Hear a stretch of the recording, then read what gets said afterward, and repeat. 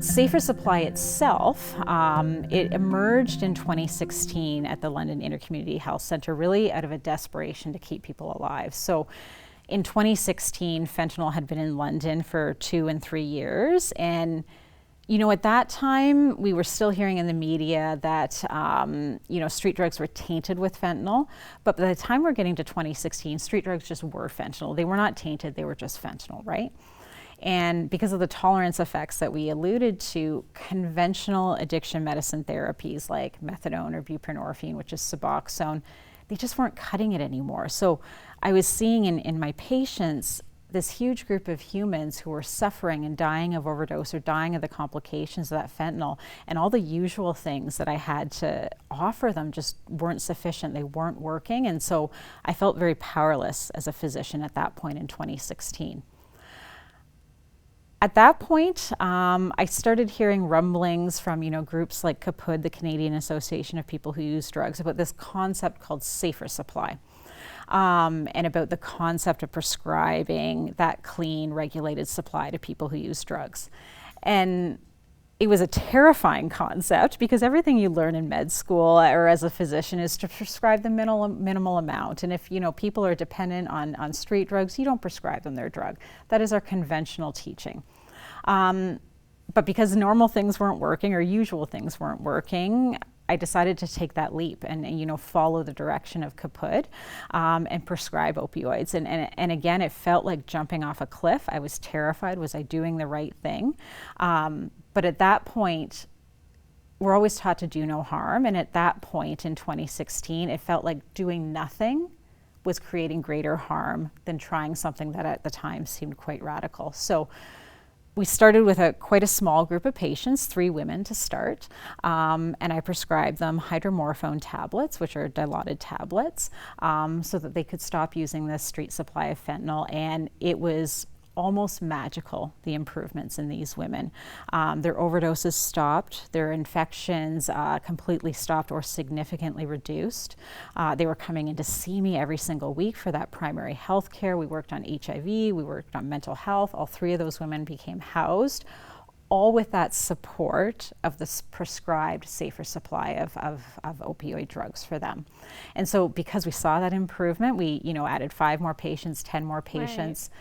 Initially, our target was people at high risk of fatal overdose, but we started widening that net to people who were having frequent infections or hospital visits, or to people, who weren't having other parts of their healthcare attended to, like their HIV. We widened our net to really encompass all different ways of being at high risk of death. Right, because then people might be facing more than one challenge. Absolutely. And so from 2016 to here in 2023, the program expanded, and we now have 274 folks in London on the Safer Supply program. And do you have a waiting list? We no longer have a waiting list, only because it got too long and it just didn't feel ethical to keep people on a waiting list that we knew we couldn't tackle. So we're at capacity right now. So we're seeing the people that we feel it's safe to provide effective healthcare to. But we're really always looking for options and, brave clinicians to join us so that we can really reach everybody whom Safer Supply could help.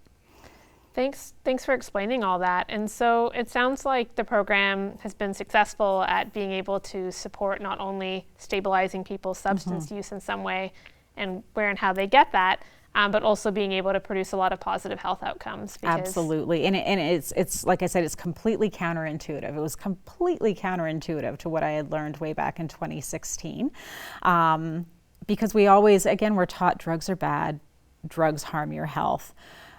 But I think one of the biggest lessons that has come out of Safer Supply in London is that perhaps it's not actually the drugs. Perhaps it's everything that we surround the drugs with in terms of prohibition and criminalization, because of those 274 folks, all of them continued to use drugs. All of them continued to use opioids at large volumes, at large doses. And yet we see significant improvements in physical health, in mental health. We see people's infections from injection drop at least 50%.